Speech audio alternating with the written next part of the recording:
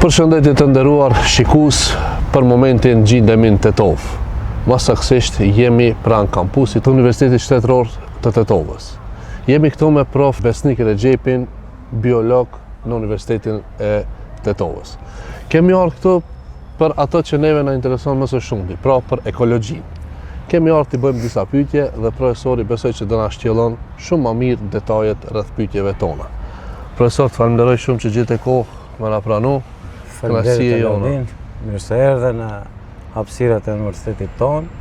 Siç mund ta vreni, është një universitet i cili ka një ekosistem kështu, le të themi, stabil, me një peizazh të arkitekturës blerë që e kemi shumë të rrallë, jo vetëm qytetin e Tetovës, por edhe shumë qytete tjera. Unë e kom studiu këtu edhe e kom pas fatin pak me përjetu këtë atmosferën e këtuit. Po si do qoftë, profesor, ne kena përgatit disa pyetje rreth ekologjisë, pra në telefon i kam qenuar edhe pyetjen e parë është kështu, domethënë, çka është ekologjia në thelb dhe pse është kaq e rëndësishme për jetën tonë të përditshme? Tani, varësisht se cila audiencë më na përcjell, dhe shmangëm pak a shumë atë kontekst, domethënë, tipik shkencor për ta elaboruar këtë lloj pyetje, po do marrim një shembull të këtij profili. Imagjino ekologjinë si një rrjet miqësie. Si bie fjala? Nëse në një lagje kemi një furtar i cili për synim ka të prodhoj bukën në fund. Megjithatë, ai furtari sigurisht që ka për formuar atë produktin përfundimtar të tij, ka nevojë që të ketë edhe resurs ujë, resurs kripën, dhe në fund sigurisht do të jetë edhe dyqani i cili do shërbej pastaj për pas atë shkëmbimin e produktit me njerëzit të cilët janë interesuar ta blejnë atë produkt. Imagjino sikur njëra prej këtyre hallkave të mos funksionojë. Paramendoje sikur dyqani të jetë i mbyllur, edhe kështu është edhe ekologjia. Nëse në një segment të saj neve prekim apo shkaktojmë dëm, ne me automatizëm nuk mund ta shijojmë atë produkt që morëm, si shembull bukën në rast, sepse me një farë forme të gjithë gjërat janë të ndërlidhura njëra me tjetrën. Pastaj rëndësia e saj më shumë konsiston në 3 gjëra, do thoja unë. Si bie fjala, ne nuk duhet të harrojmë asnjëherë se është pikërisht ekologjia dhe gjërat që i trajton ajo, të cilat na sigurojnë neve oksigjenin, cilin po e konsumojmë unë e ti sot këtu në këtë ambient. Pastaj na sigurojnë edhe ushqimin, edhe na sigurojnë edhe shumë aspekte tjera në këtë rrezull toksor.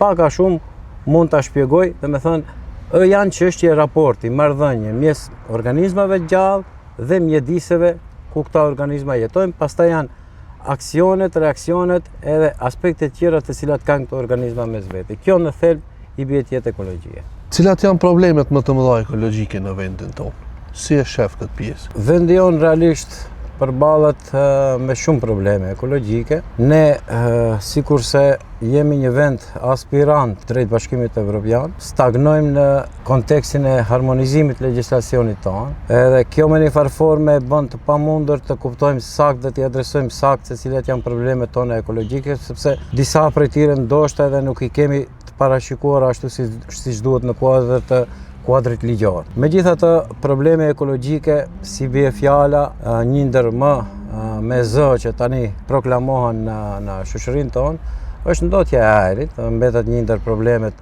serioze ekologjike. Pastaj janë problemet e tjera ekologjike, çështja e mbeturinave, edhe një gamë tërë e problemeve tjera të cilat mund t'i diskutojmë edhe më vonë. Po në thelb janë këto 2 gjërat të cilat le të themi janë më të dukshme tani, megjithse ne kemi shumë problem me ujrat, me menaxhimin e tyre, dhe kjo sigurisht prapë ndërlidhet me atë se legjislacioni jon akoma, domethënë nuk është i harmonizuar me legjislacionin evropian dhe si duket nuk arrim të përmbushim ato synime për të ruajtur këto asete dhe për t'i trashëguar pastaj ke brezat tjerë. Po si ndikon ndotja e ajrit të shëndetit ynë? Kemi statistika ose shembuj konkrete?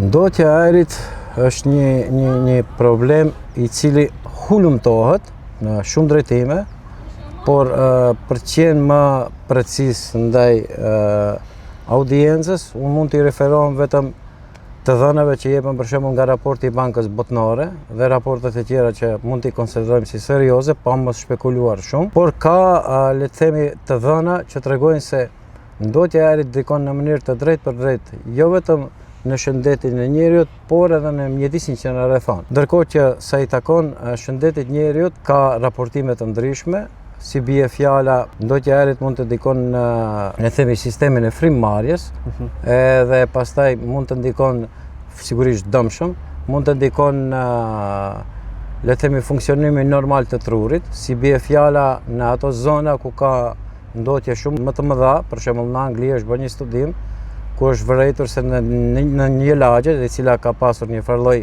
le të themi, impjanti atij që ka prodhuar pluhur, është detektuar tek pacientët prania e magnetitit, i cili në tru, sigurisht, i cili me një farë forme ndikon që nëse e keni vënë re kur bashkëbisedohet me njerëz të moshave të ndryshme kohëve të fundit, përmendet çështja e harresës.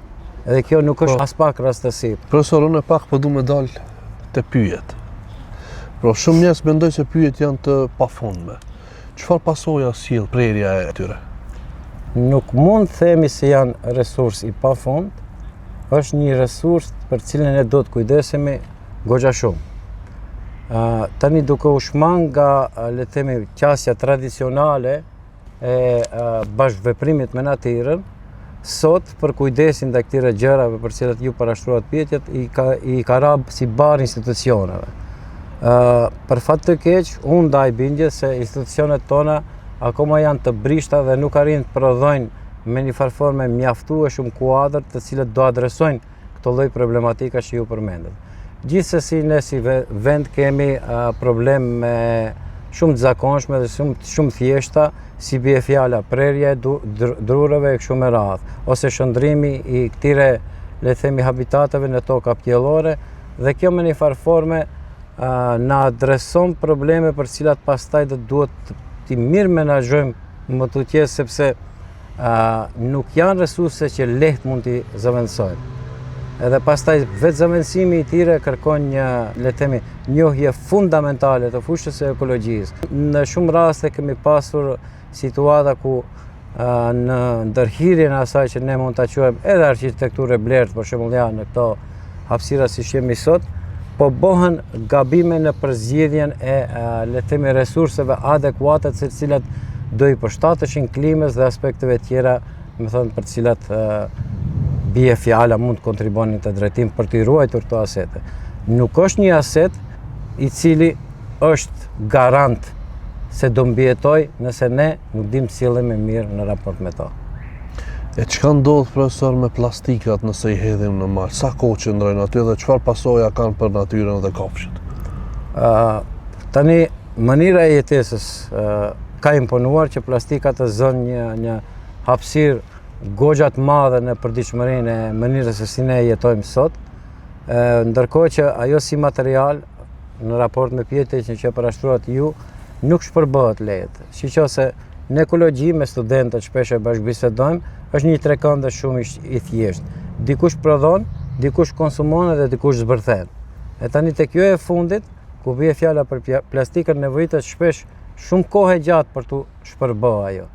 Mandej edhe kur shpërbohet, ndoshta mbetet si mikroplastik, e cila pastaj ndoshta me shumë gjasa mund të merret edhe nga kafshë të ndryshme, të konsumohet dhe kështu futet sërish në atë zinxhirin ushqimor, dhe me një farë forme plastika është një problematik shumë serioze për të cilën në botë po ndërmerren, le të themi, iniciativa gradualisht të gjejmë alternativa për ta zbutur, domethënë, të impakt kaq negativ që ka plastika në mjedis jetësor. Për në fond, profesora, kishit mujt me na shpjegu çka është ekosistemi dhe si janë të gjitha të ndërlidhura mes veti?